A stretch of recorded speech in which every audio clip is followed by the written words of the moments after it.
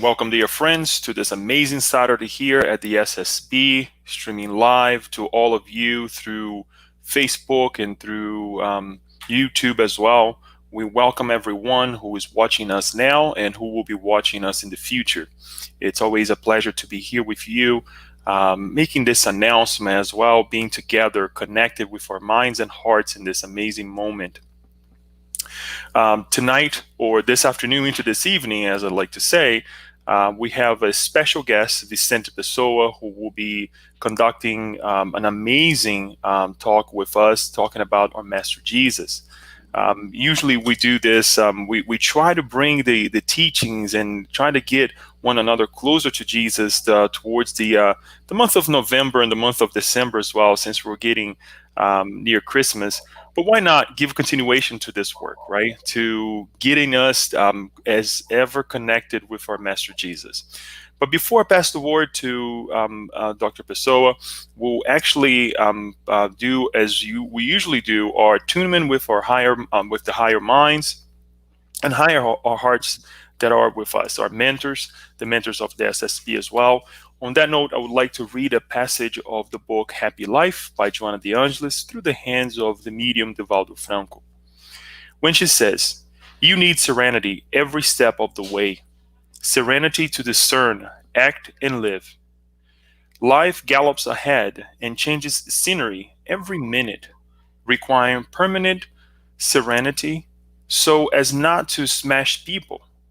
The person who gets upset and tries to match the psychoplean, the speed of these days, will snap because he's going from one situation to another very fast, without even time to adapt to previous phase.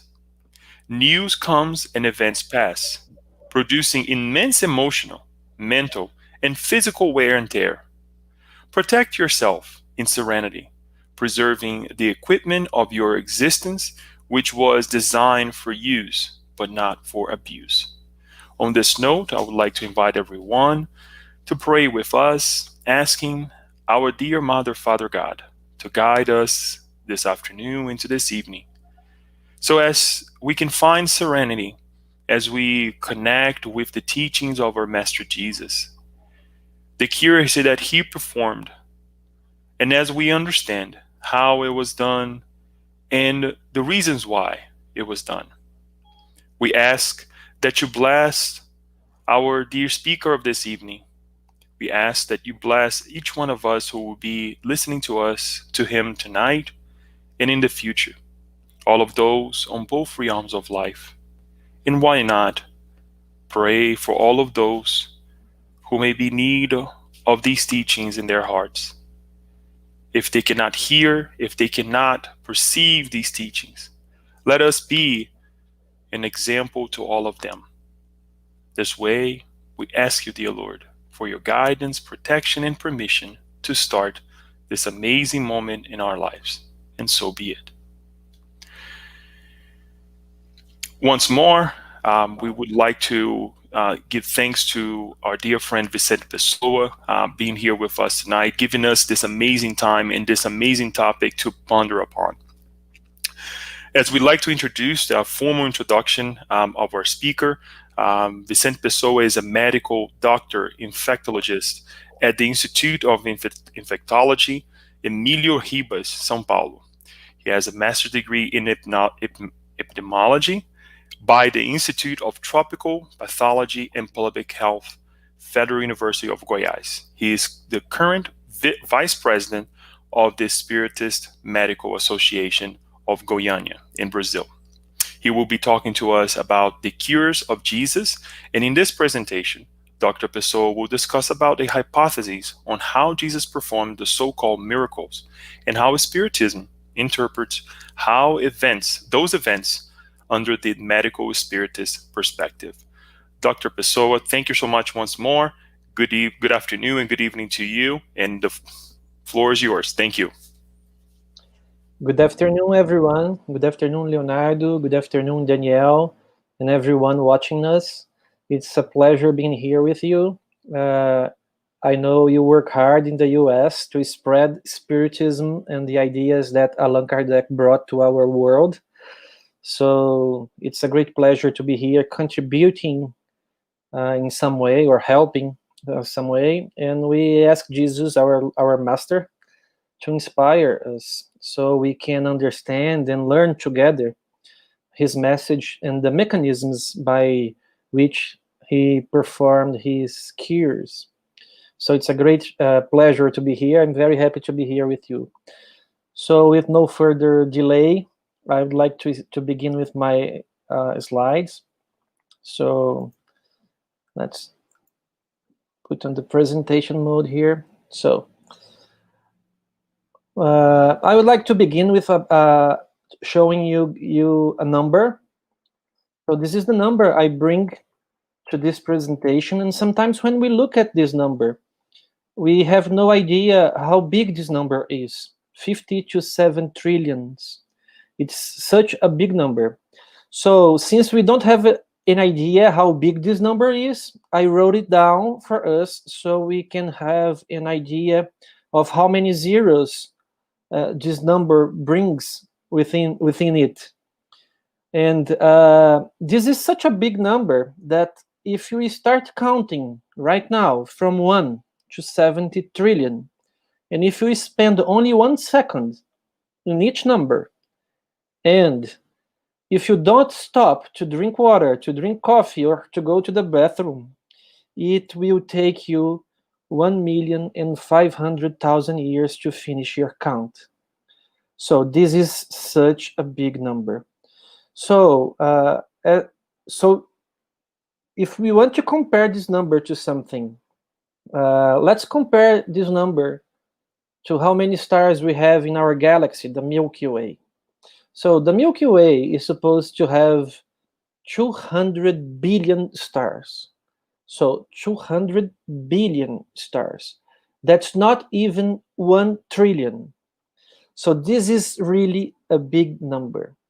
But why? Why are we talking about this number, 50 to 7 trillion unities? Why are we talking about this? Because this is how can I say that? This is how many cells you have in your body. An human adult, carries in their bodies 50 to 70 trillion cells. That's a lot of cells, right? So every one of those cells, they begin with an act of love between a female and a male. At least it's supposed to be an act of love. And when this act of love takes place, the male puts in the female genital tract something we call sperms. So sperms are the reproductive cells of males. And in an act of love, millions and millions of sperms are put together into the female genital tract. And they begin to swim in a competition. The faster one will reach the female reproductive cell that we call egg. And what happens in this process? How does this sperm wins the race? How does it work? Why that specific sperm wins the race? So we have some information about that in a book written by André Luiz and Chico Xavier that you might know, Missionaries of Light, of the Light. Here I have the picture of the book in Portuguese. I could not find the picture of the book in English, but that's the book where André Luiz will teach us how this process works. So there is this character in the book, in the chapter 13, who is called Segismundo, and he is about to reincarnate So he needs a body, and his body needs to have some specific qualities and some specific limitations in order for him to reach his goals in his next life.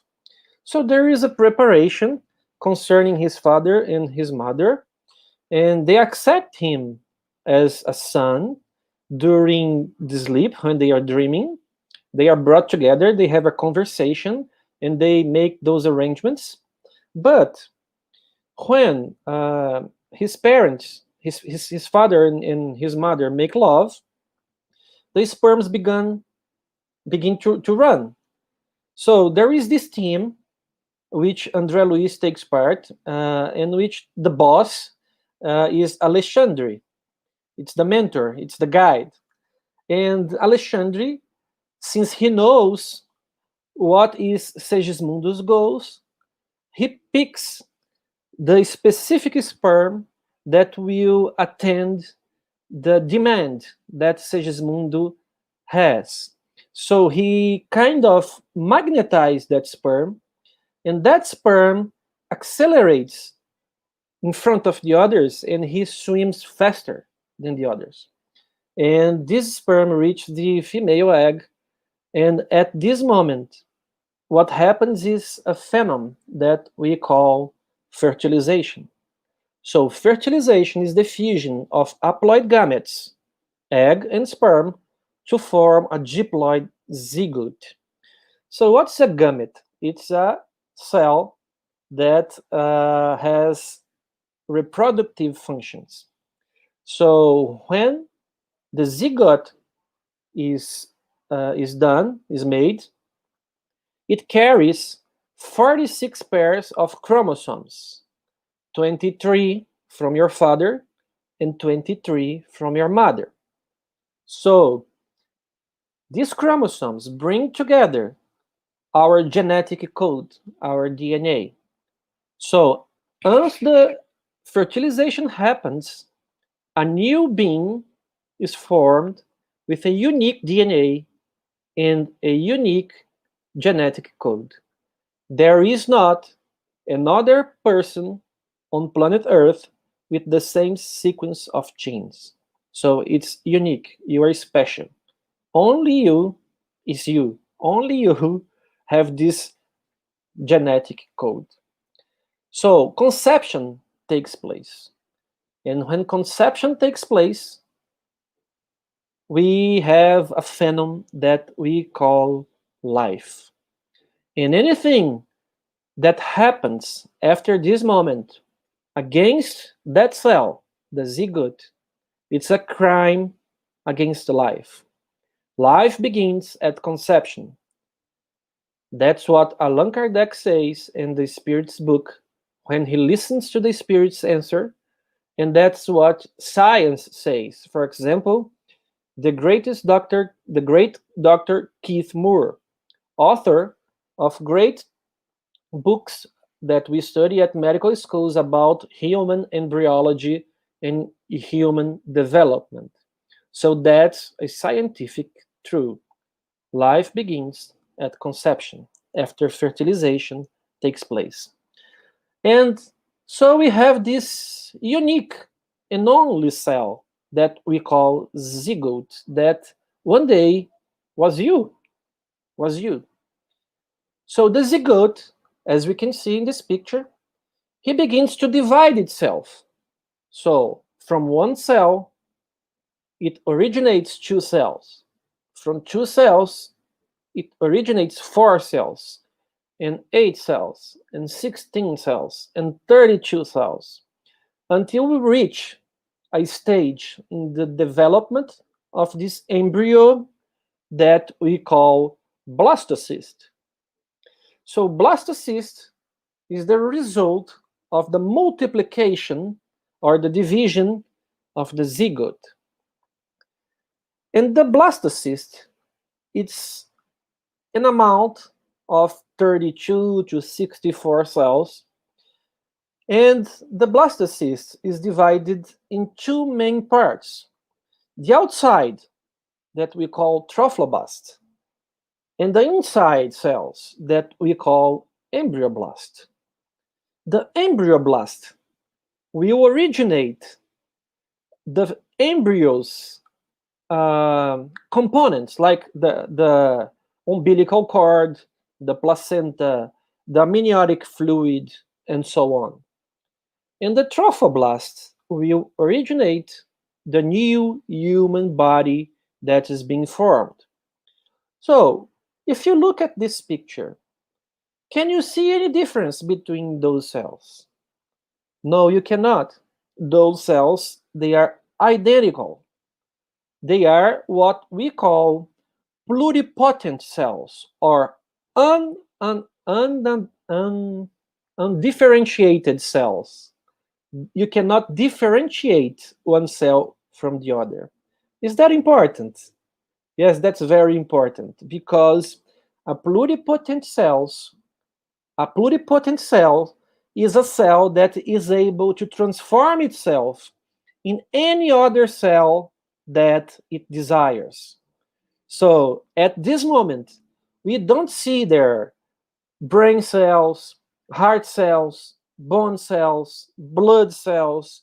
We see a group of cells that are equal to each other, and they have the potential to transform themselves in any cell that we wish, or in any cell that the command, the order, is given to them to transform themselves.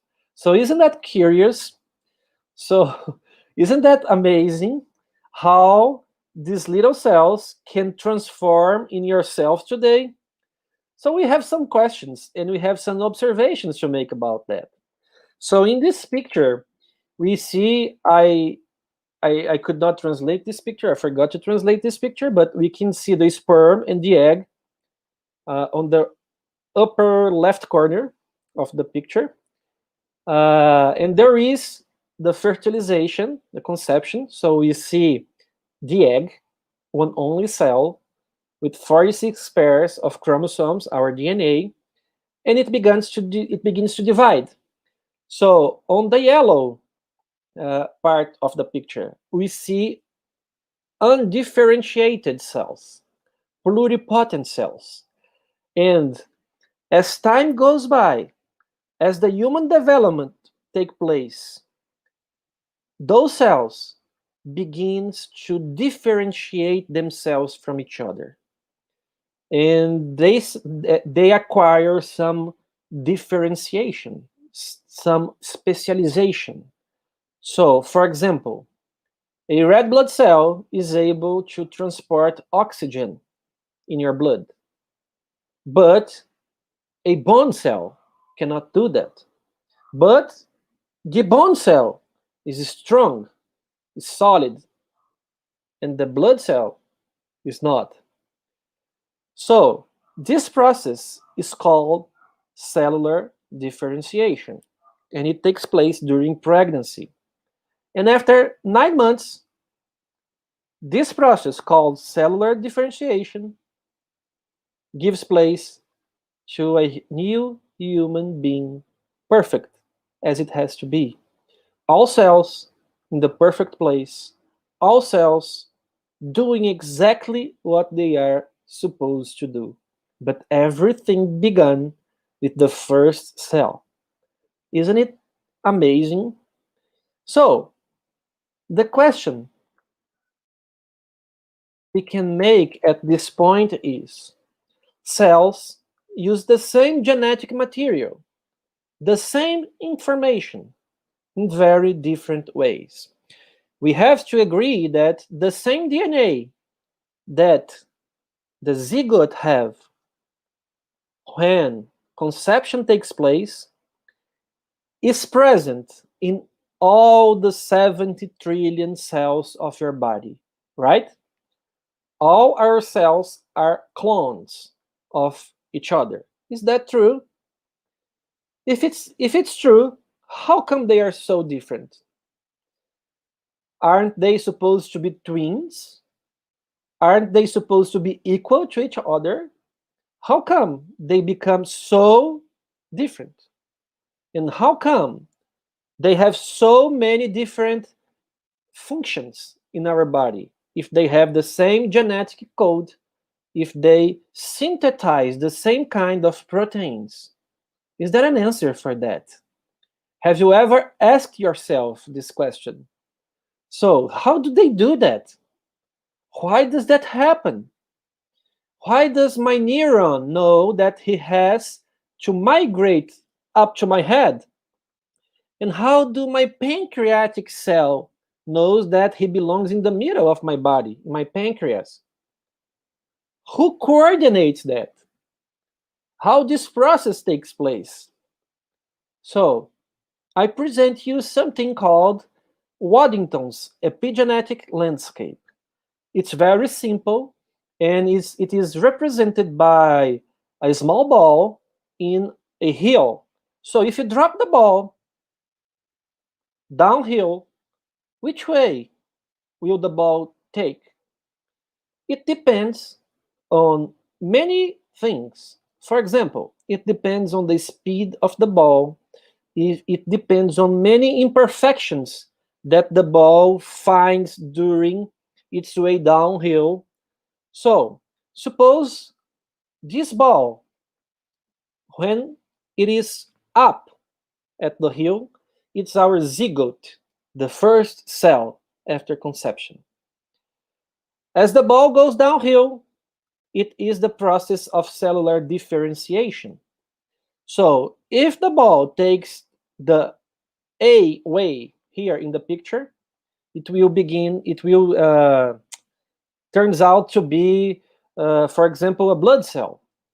So if the ball takes the other way, the B way, it turns out to be our muscular cells, for example. So this process, it's only one way. It cannot go back because you cannot expect a ball to go up a hill because there is something you call gravity that pushes the ball downhill. So, is it possible for this ball to go uphill? Or is it possible for this ball to go from from point A to point B without going back straight from A to B? It is possible if there is some kind of force that pushes the ball back. But as the ball differentiates itself in some kind of cell, it cannot go back. That's the human development process. It cannot go back. So, what if it's possible to go backwards and revert this process? What if I can take, for example, a blood cell, transform this blood cell in a pluripotent cell or undifferentiated cell, and after I do that, I transform this undifferentiated cell in another specific cell, for example, a brain cell. What if I can do that? Can we imagine the consequences? I have a cancer, a pancreatic cancer. So I transform my pancreatic cells in pluripotent cells that are able to transform themselves in anything else, and I make them new healthy pancreatic cells. Isn't that amazing? Is that possible? So, I present you Professor John Gurdon from the University of Cambridge. When he was a child, his teacher wrote, I believe Gurdon has plans of becoming a scientist. So far, I consider it ridiculous.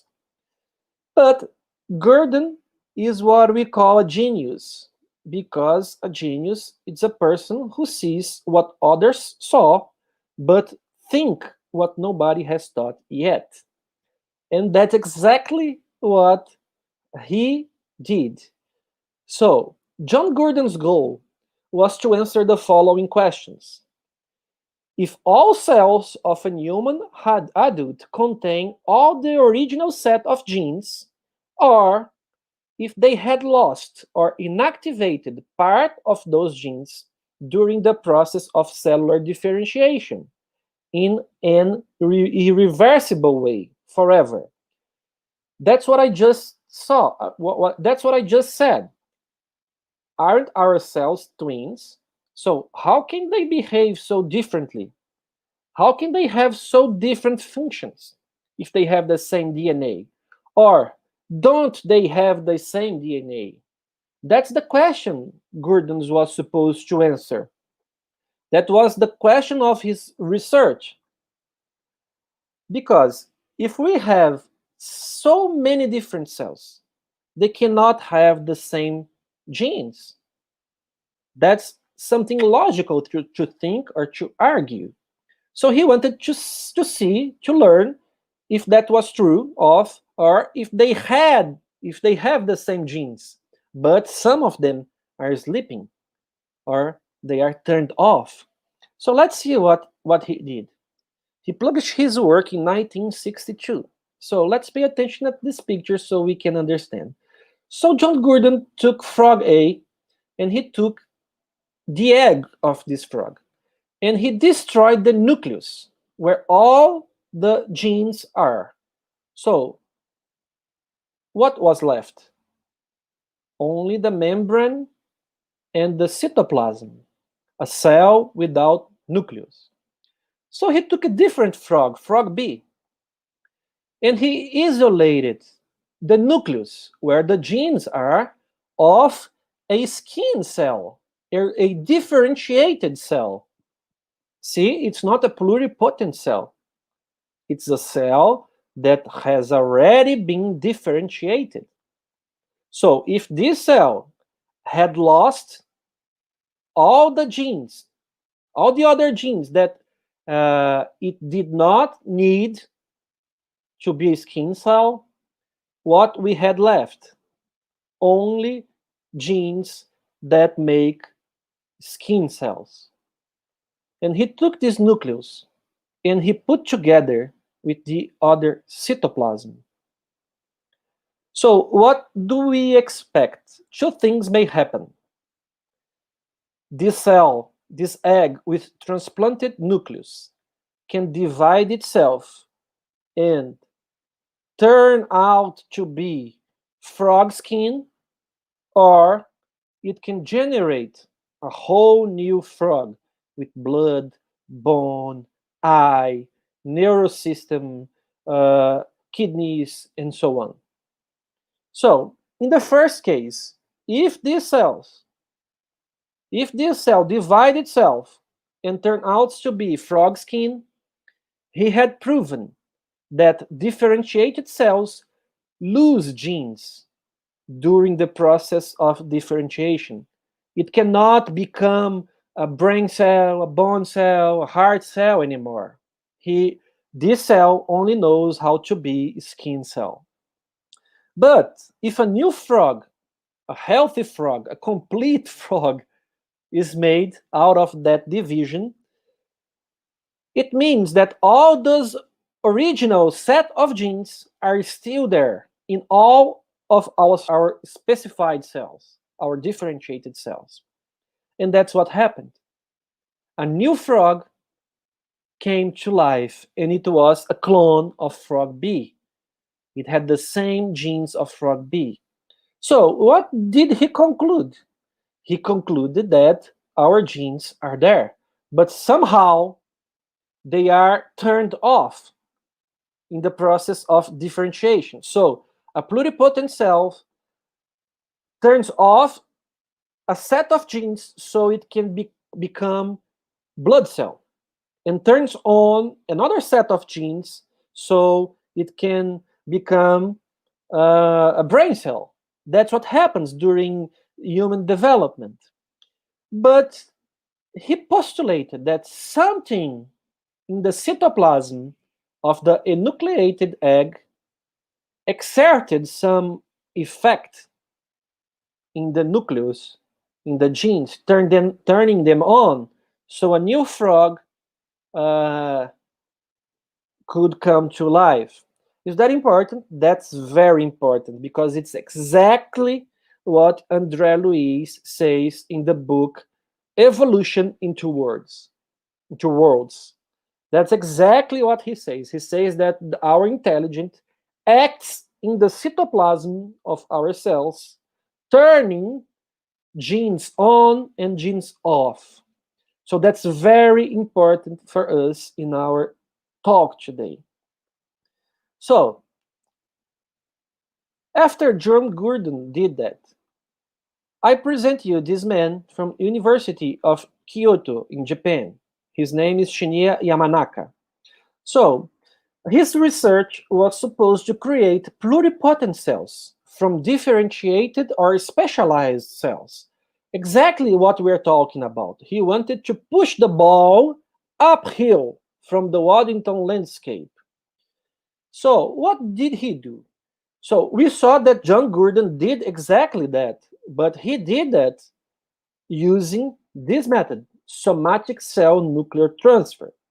So, Shinya Yamanaka did the same thing, uh, inactivating genes. So he began with 24 likely genes that were able to reverse the differentiation process. And he made some experiments, different combinations among those 24 genes. And he found out the magic number, 4 genes. So these 4 genes, if they are turned on in your cell, they become a pluripotent cell. So if you have the power with your mind to turn on those 4 genes in all your 70 trillion cells, all your 70 trillion cells will become undifferentiated cells. You will become a mass of pluripotent cells.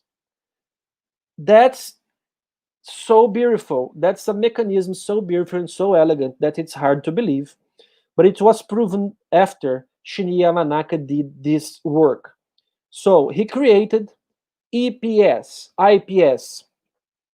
uh, pluripotent cells, undifferentiated pluripotent cells, by reversing the mechanism of differentiation. So those two pushed the arrow back. They came the opposite way in Waddington's landscape.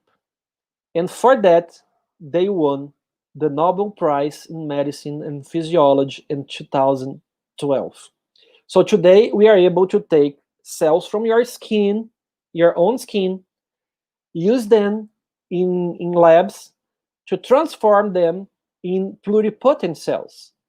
And after that, we can create, for example, heart cells with your own DNA, with your own genome, with your own genes, and take that heart tissue that originated from your skin, and put in your heart in an area that is dead by infarction, for example. So that's a reality that science is facing right now. And we could even create a whole organ, a whole new liver, a whole new kidney from your skin cells, and transplant them into you so you don't have the problem of rejection. So that's very important for science, that's very important for medicine, and have those big implications for our health. So those 2 men won the Nobel Prize of Medicine in 2012. They shared the prize because they reversed the differentiation process of cells. So I think the most difficult part of my talk is over. So if everybody could understand that so far, we can talk about Jesus right now. So we begin talking about the superiority of Jesus. Why was Jesus head and shoulders above all of us? Why? So we have the answer at Genesis from Allan Kardec. He has a chapter there that tells us that the superiority of Jesus over other humans was not linked to the particularities of his body, but to those of his spirit, which dominated matter completely, and that of his perispirit, which was drawn from the most quintessential portion of earth fluids. So, we are living inside an ocean of fluids. So the perispirit of Jesus was originated by the most quintessential portion of these fluids. And his moral elevation and his intelligence, his scientific knowledge was much greater than ours. So we are talking about a spirit that was already here 4.5 billion years ago when Earth was created. He participated in the creation of our planet. So can you imagine how much science, how much knowledge these spirits have? Other than that, how much love can Jesus produce inside his heart? How are his thoughts impregnated with pure love and an intense desire to do good, as we will see in the next slides? So, his superiority was not from his body, but from the particularities of his spirit and his perispirit. The quality of these fluids endowed him with an immense magnetic power, second, seconded by his incessant desire to do good. So that's very important when we are going to understand our hypothesis of how Jesus performed his cures. So he had a second sight that was continuous. Jesus possessed it to a high degree, and one could say that it was his normal state, to which a large number of acts during his life attest, and which today have been explained by magnetic phenomena and Spiritism, also in Genesis chapter 15. So Jesus had this second sight all the time. He could see both worlds, the spiritual world and our material world, at the same time, all the time. So he could look at somebody and he could see the spiritual reality of that person. He could see their background. He could see what kind of spirits were living next to that person. He could feel what kind of thoughts that person had. He could see the spiritual world and the spiritual in the material world at the same time, as if they were only one all the time. So it was impossible to wear a mask in front of Jesus, a personality mask. He could see through you. You could not cheat Jesus at any moment. So, did he act as a medium in the healings he performed? Could he be considered as a powerful healing medium? The answer is no, because a medium is an intermediary, an instrument that discarnate spirits use. Christ, however, had no need of assistance. He was the one who assisted others. Therefore, he acted by himself in virtue of his own personal power, just as incarnates can do in certain cases and according to the measure of their abilities. So that's very important for our hypothesis. Jesus was not a medium and he acted by himself.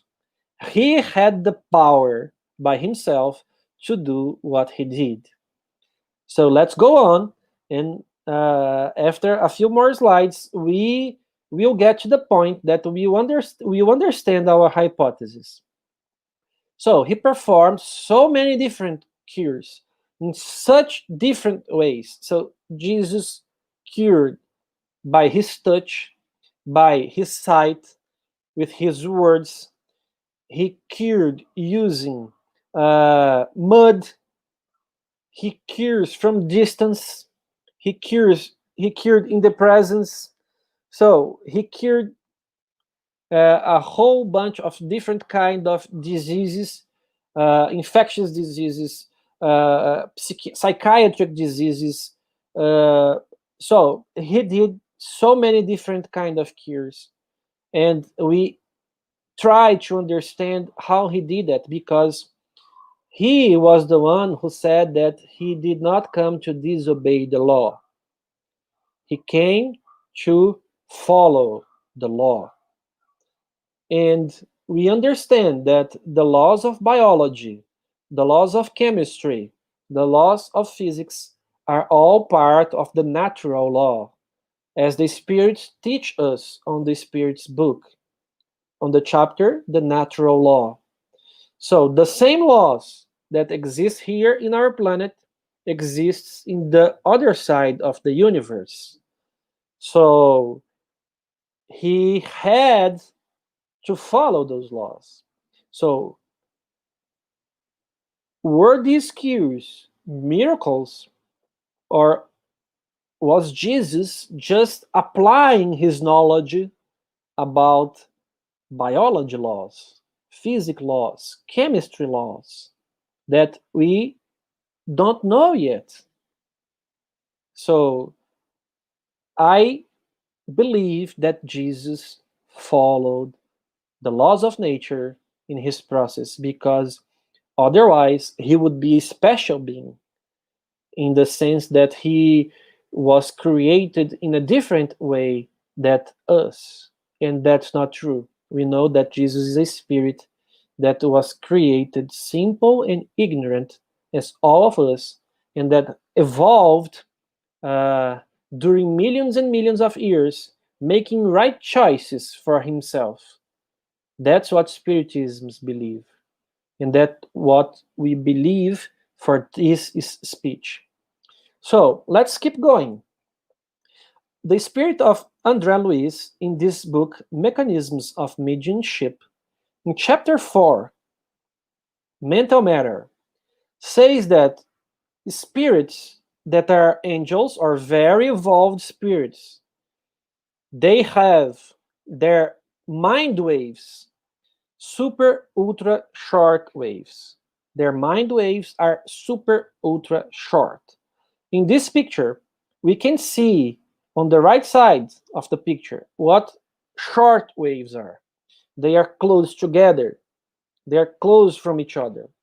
So these short waves, as physics teaches us, travels through space very fast, as opposite to slow waves that travels through space very slowly. Other than that, when we have short waves that travels through space very fast, they have a high power of matter penetration. They can they can penetrate matter. For example, X-rays. When you are gonna do an X-ray, those rays, they cross through our body, and they reach a plate behind you, and an image is formed. So we have to make this association. Super ultra short waves are fast waves, and they can penetrate matter. And large waves are slow waves, and they cannot penetrate matter. And André Luiz tells us, if the excitation of our thoughts originates in the tiny atomic nuclei under extraordinary mental states such as strong emotions, unspeakable pain, laborious and diligent concentration of mental power, or afflictive prayer, the thought field will emit very short waves, theoretically similar to those approximating gamma waves. Gamma waves are very fast, and they can penetrate matter very much. If you have an accident with gamma waves, your DNA will be altered because they penetrate deep in your body, in your cells, and they reach the nucleus, and they cause mutations in your genes. That's where I want to arrive with you. So that's what happened with Bruce Banner. He had an X-ray, he had a gamma ray accident, and look what happened to him. What kind of mutations he had in fiction. But this fiction movie, this fiction superhero, has a background of reality. So, since these fluids that are around us are the vehicle for thought, which can modify their properties, it's obvious that they must be impregnated with the good or evil qualities of the thoughts that set them in motion, and they can change according to the purity or impurity of sentiments. See? See what I mean? What kind of fluids were around Jesus? What was their characteristics? What kind of brain waves Jesus emitted? Think about that. To think is to create. It's what Emmanuel say in our Daily Bread, chapter 15. So, since the perispirit of incarnates is of a nature identical to the spirit of fluids, it assimilates them easily, like a sponge soaking up liquid. So imagine you are next to Jesus. He only thinks about love. His brain waves are short, fast, and penetrates matter. And your perispirit is made of the same fluids that are around Jesus. So your perispirit can communicate, can it's the same nature. It can assimilate the fluids around your body. So we are getting there. We are getting close. As the fluids act upon the perispirit, it in turn reacts upon the physical organism, which it is in molecular contact. So our perispirit is attached to our body, molecular by molecular, molecular by molecular. That's what Allan Kardec teaches us. So if something influentiates your perispirit, it will influentiate your body, and vice versa. So we are getting close. So the healing occurs by replacing an unhealthy molecule with a healthy one. The curative power is thus a direct result of the purity of the injected substance. It also depends on the energy of the will, which causes a more abundant fluid emission and gives the fluid a great penetrating power.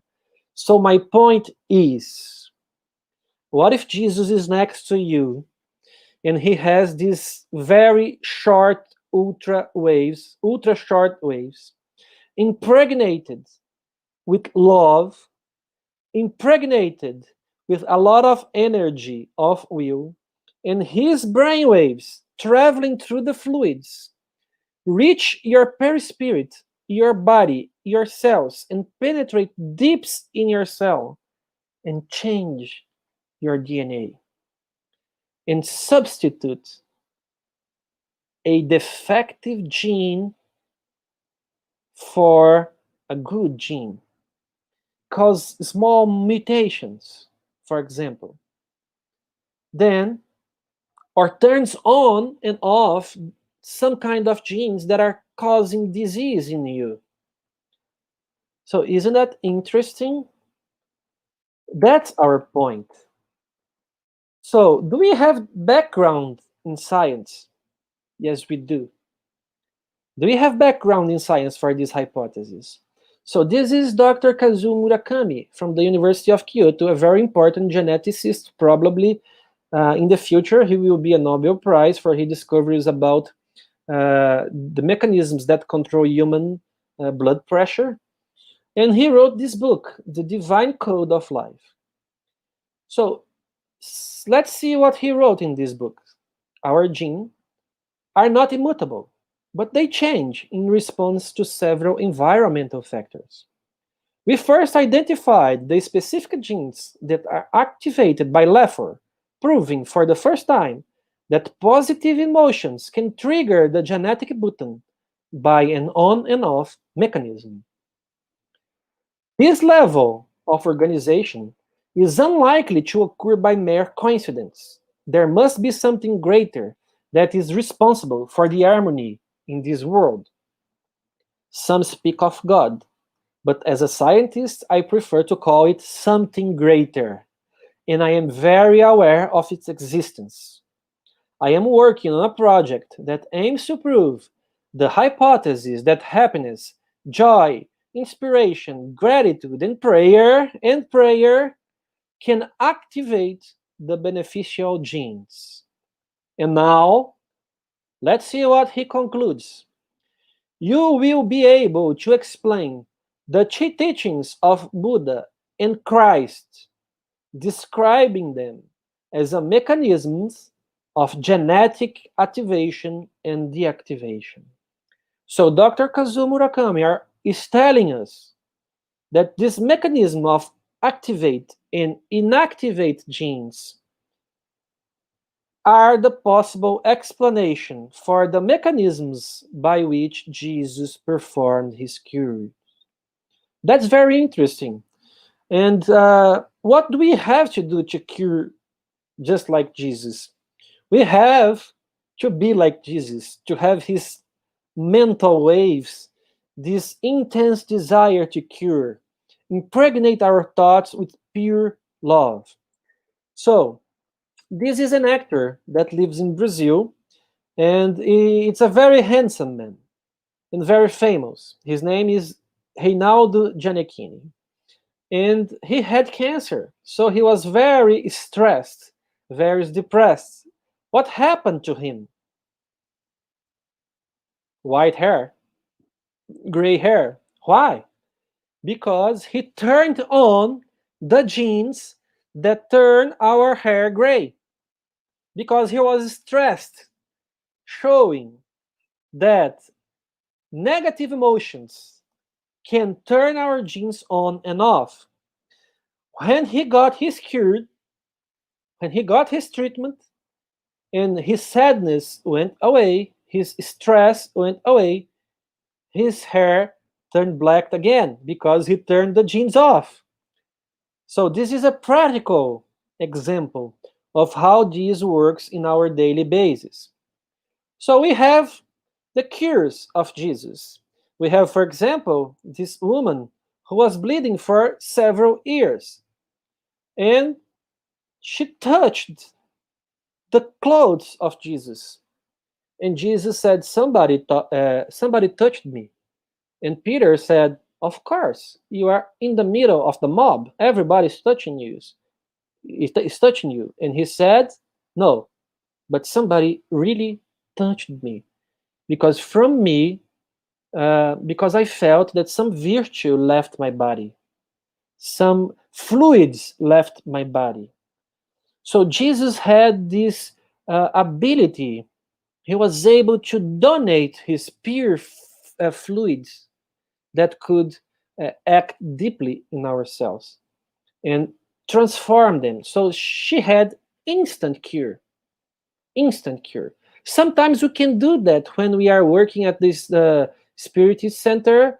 We are performing our hands. I don't know the expression in English, but you get the point. But we cannot cure people immediately. Sometimes people get cured, but they take months of treatment because our waves are slow, our mental waves are slow. We don't love like Jesus. We do not impregnate them with this pure energy of love, and we don't have the will, the intense will to do good yet. So we cannot do that as Jesus did. The same thing he did with this blind man who was across the road. And every time Jesus cured somebody, he, after curing them, he usually used to say something like, I don't know exactly the expression in English, behave yourself, have faith, behave yourself, be good, don't do bad things again, watch your thoughts, because he knew that he was curing the matter, the cells that constituted that body. But if that person still was not able to keep good thoughts, if that person accumulated stress, sadness, depression, anger, uh, envy, pride, everything that we think is it's bad for us, that would affect directly the cells again in a bad way, and that person would get sick again. So he knew that that was very important to keep good thoughts, because good thoughts equals good health, good spiritual health, and good mental health. That's what he meant when he usually said, rise and walk. Rise and walk towards good, towards God, in the right path. Don't vacillate, don't oscillate. Be a good person. Learn how to love other beings. That's his message. You have to make an effort. You have to make an effort to fight what's bad inside you. That's the message. That's the thin door. That's to pass through the thin door. That's important for our health. So there is this message from this doctor, a German physician, who said, each patient takes his own doctor inside himself. This patient comes to us without knowing this truth. The best thing we do is give the doctor who resides inside each patient the chance to work. That's so true. And that's what Jesus was claiming us to do after he cured us. So the hypothesis is Jesus cured us because he was superior to us, because he has scientific knowledge of laws of chemistry, physics, biology, including the function of the human body, because Jesus had pure thoughts. He would have these magnetic mental waves, very short, very fast, able to penetrate matter, and that could activate or deactivate bad genes that were causing those diseases in those people that he found in his way. After that, it was not possible to keep health if they did not keep mental health, good thoughts, good behavior. So, of course, I have no intention and no pretension to make this hypothesis an absolute truth. It's only an hypothesis that makes sense with scientific knowledge and that teaches us the importance of keeping our good thoughts in order to help others, try to cure others in the future when we are able to be as good as Jesus, because one day we could be like that, and to keep our own health with our good thoughts. So I finish my talk with these words from Emmanuel from the book Thoughts and Life. Let us not forget, therefore, that only the right feelings can outline the right thoughts, without which the soul becomes ill due to the lack of inner balance, imprinting on the somatic apparatus the deviations and disturbances that result from them. I thank you very much for your attention. I apologize by my accent, and I hope you guys could understand everything I had to say this evening. Thank you very much for your attention. Dr. Pessoa, thank you so much for your time here with us, all these explanations. I would like to second Yasko Arakawa, who actually mentioned that the way you explained to us was extremely easy to understand and connect. With your presentation, what you're presenting to us, the first half, pure science, right? And we're many of us were not in the same field, and it was very clear, and you did extremely well. No problem whatsoever with your English, and I really thank you for again this presentation and then this connection with our Master Jesus. The reminder sets clearly in our hearts and our minds in order for us to do better, become better individuals, to find this doctor that Dr. White actually mentions inside of us. So I would like to really bring everybody here, all of those who said thank you and welcome one another to this amazing talk, this amazing moment with us. And I would like to go over some of the questions that have been posed, and really dive into some of the ideas that we would like to explore that actually popped in our minds and our hearts as you were speaking. The first question comes from Kirsten Santos. Jesus often referred to us having the same power to heal as he did. How can we tap into such abilities and self-heal? Yeah, he said that, but he also said we are people of little faith, right? So that's what we need to develop in ourselves. We need to develop the faith, but that's not easy. And we also have to develop in ourselves the ability to love.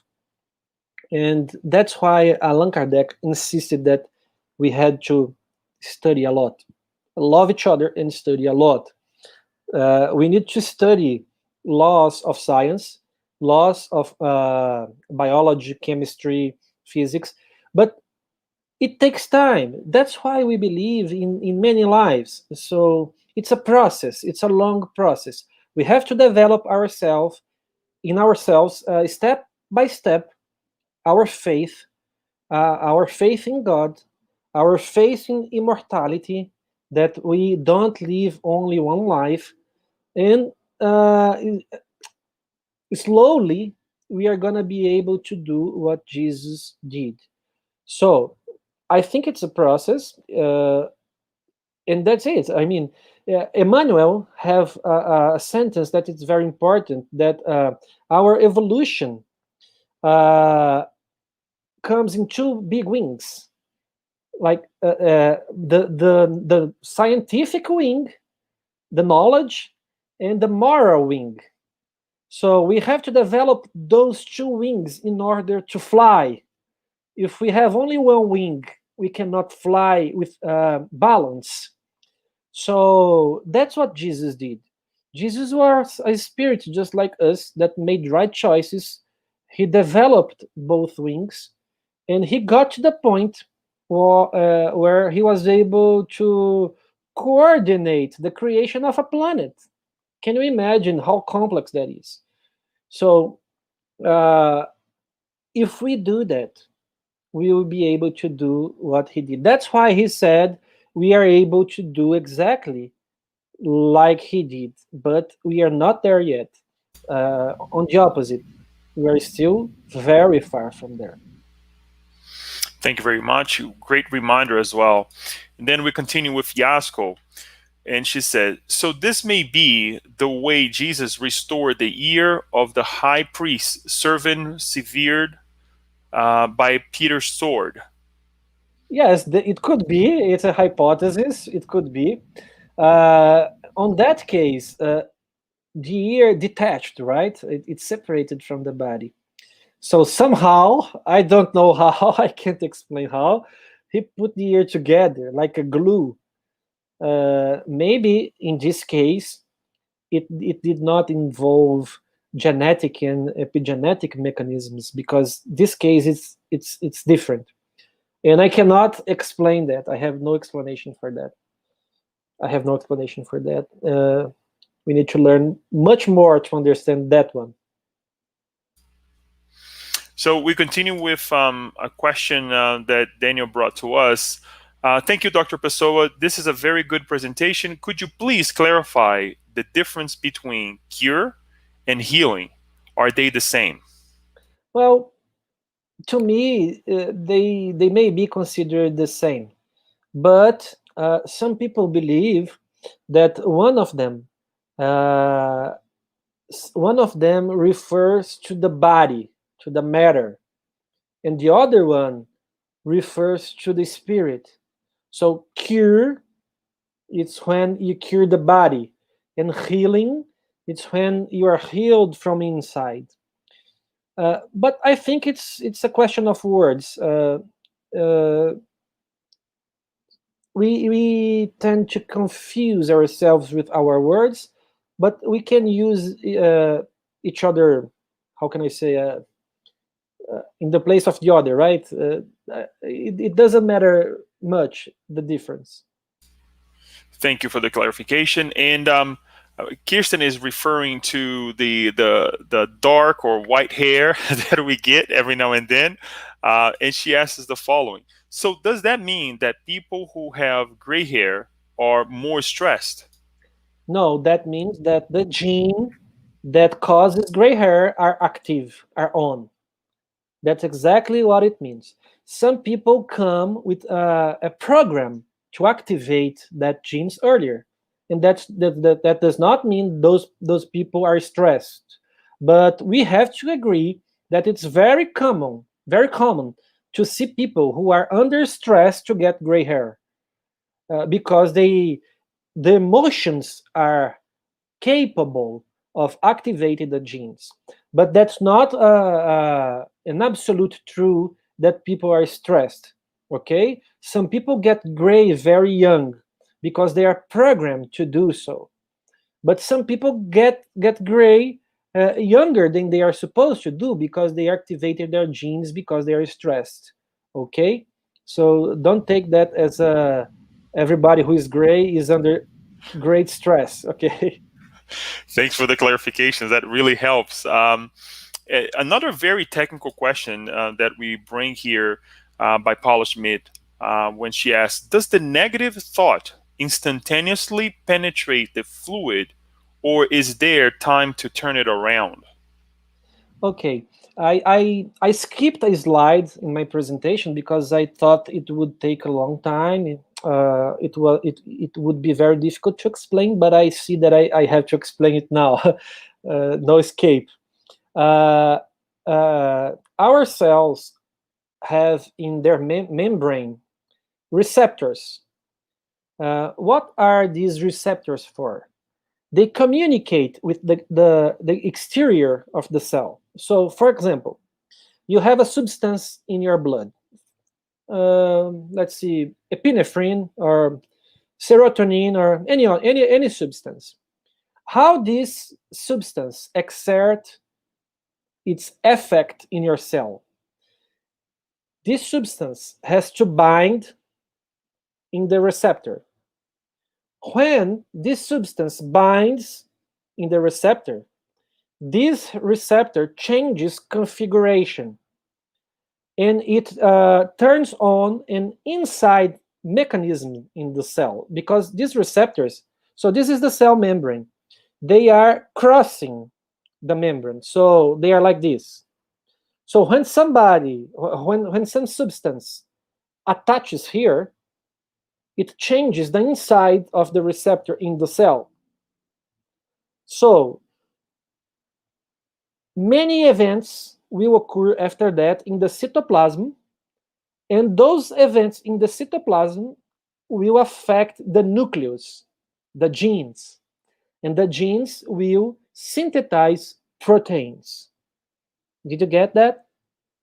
So we have so many different types of substances in our blood that can cause so many different protein synthesis. If you got that, now we are going to go forward. Many researchers believe that our thoughts, our mental waves, are capable of acting in our cell receptors.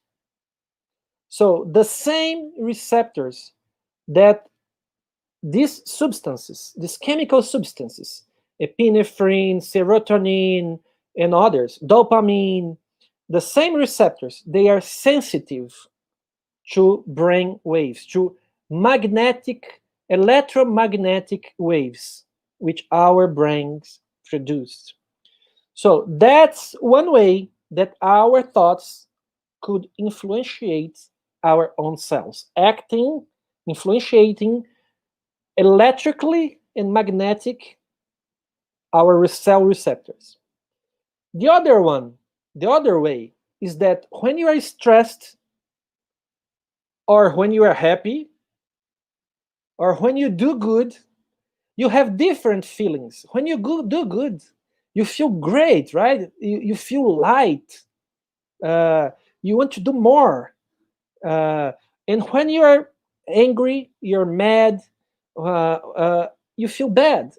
You feel you feel chest pain, and your brain produce different cytosines, different chemicals in those different states of mind. So there is a wave of chemicals in your blood when you are angry, and a whole different wave of chemicals when you do good.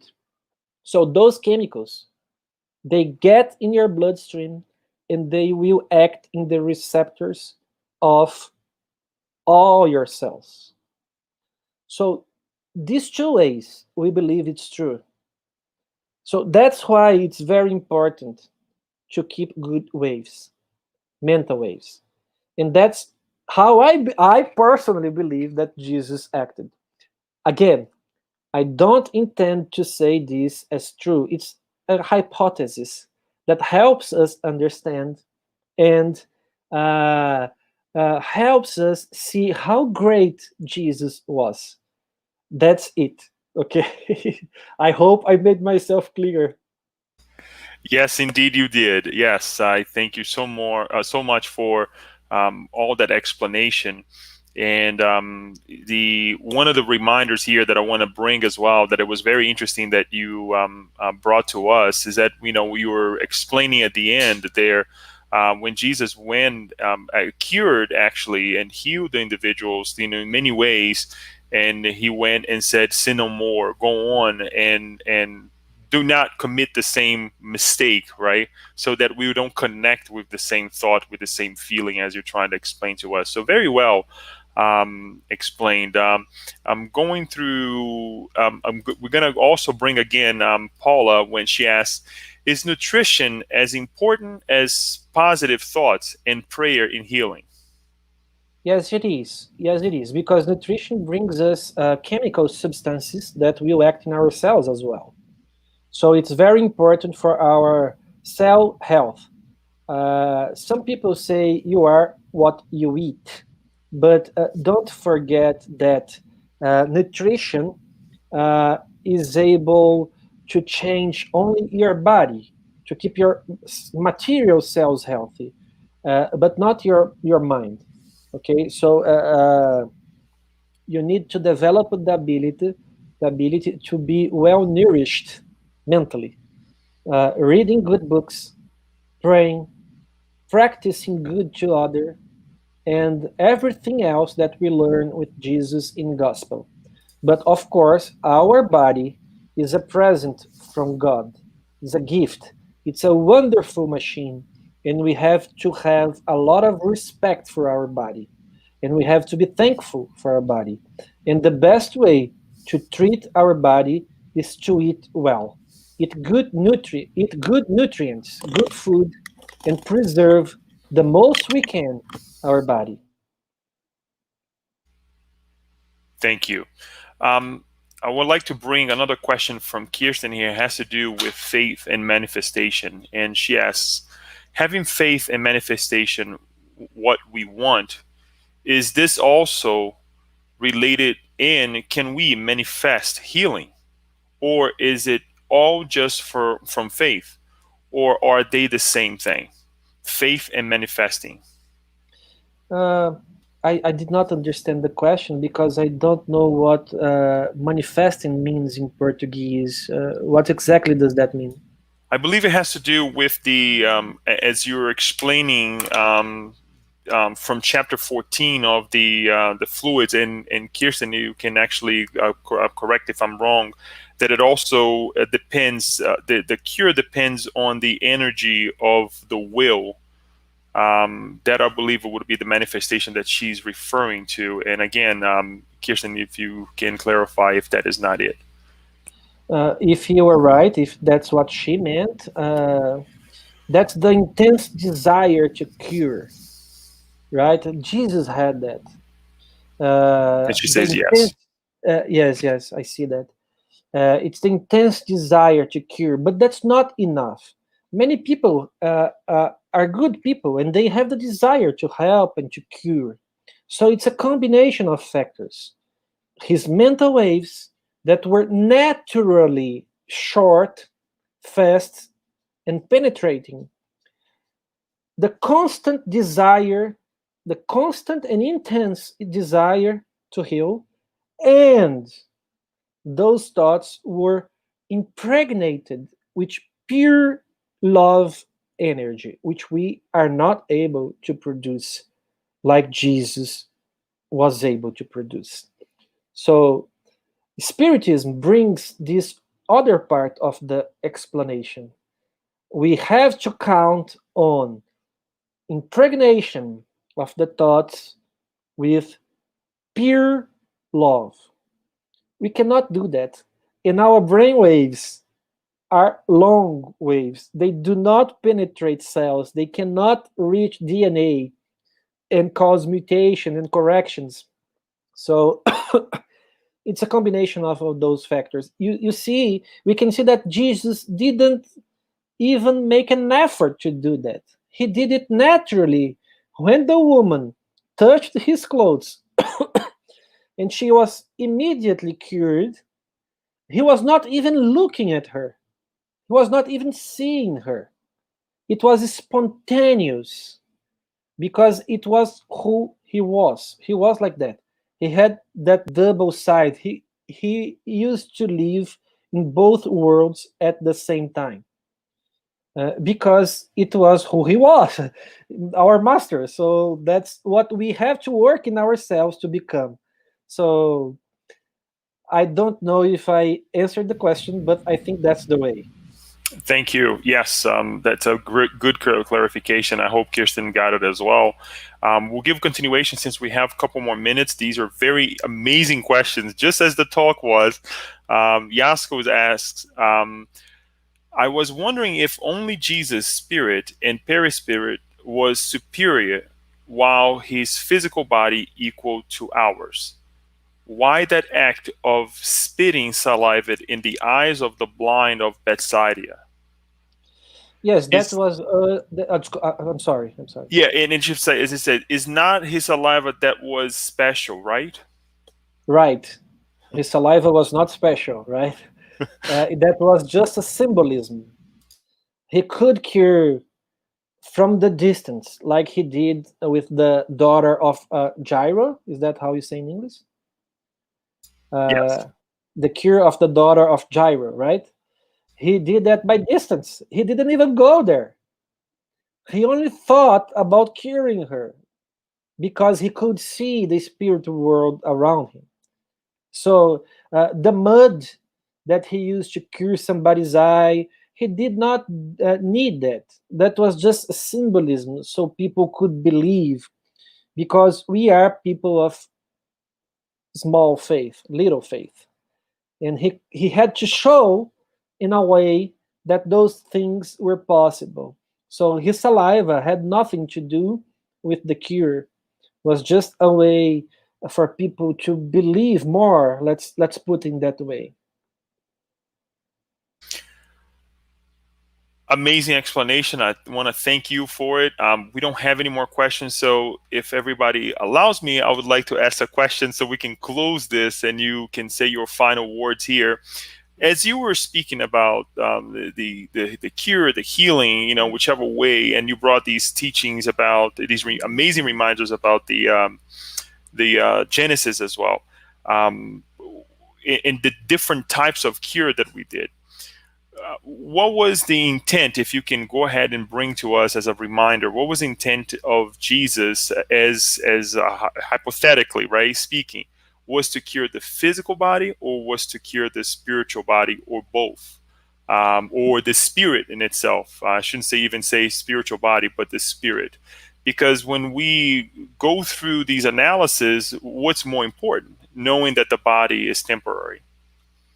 That's a great question. That's a great question. I was even afraid to prepare this presentation in the past because some people believe that it's not important to study scientifically how Jesus cured. The important point is that he cured. Who cares how he did cure? But I understand, I have the understanding that it's very important because Spiritism is is a science. It's a tripod, right? It's science, philosophy, and religion. And many very important people inside the Spiritism in the past, like the great Léon Denis, the great astronomer Camille Flammarion from France, who lived at the time of Allan Kardec, they usually say, excuse me, that Spiritism should be scientific, otherwise it would not prevail, because the strength of our philosophy comes from the ability to face reason face to face, right? To look reason face to face. It has some logic. It attends our demands for scientific explanation. It's not imposed. We understand. We read and we understand. It makes sense. So that's where, in my opinion, the strength of Spiritism comes. So, concerning your question, I think it's very important to learn how Jesus cured when we say in the aspect of the science he used. And of course, he did cure bodies. But for me, of course, the most important point was the message, was what was behind the cure. He always had a message. And the main message was what some people wrote here to help me how to say in English. Your faith healed you. Your faith hath cured you. You can do that too. You are spirits like I was some time ago.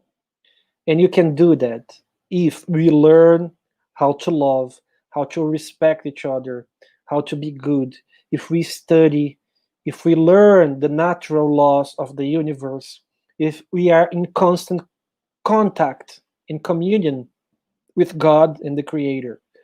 So that's the most important things, to heal or to cure spirits, because the spirit is the entity that thinks. It's not our brain. So the spirit thinks, and healthy thoughts bring healthy people. There is a saying by Emmanuel in the book The Consolator, question 91, when he is asked the definition of health. And his answer is, health is the perfect balance of the soul. So he did not mention the body. So healthy people are those people whose soul, whose spirit is balanced, or is healthy.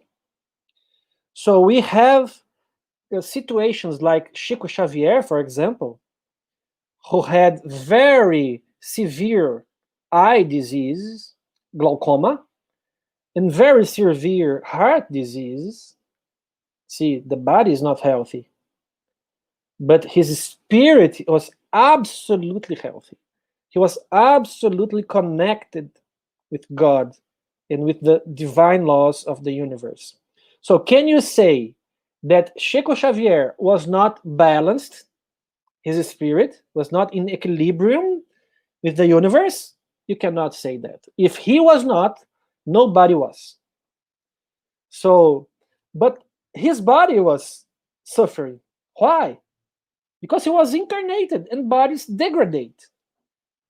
That's natural. That's the law, natural law. So the most important point is to be like Chico Xavier, have very healthy thoughts, very healthy soul. That's the message Jesus brought us. But at that time, he had to do some magic, some trick, some venom to bring people attention, right? To attract people attention.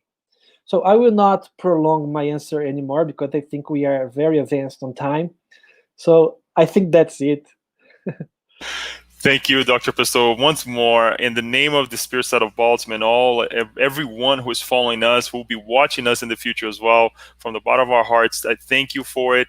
I would like to alert you that you will be probably will probably contact you again for more talks, so we can develop on this idea, perhaps on maybe one or other cures, and other connections with our Master Jesus. So thank you.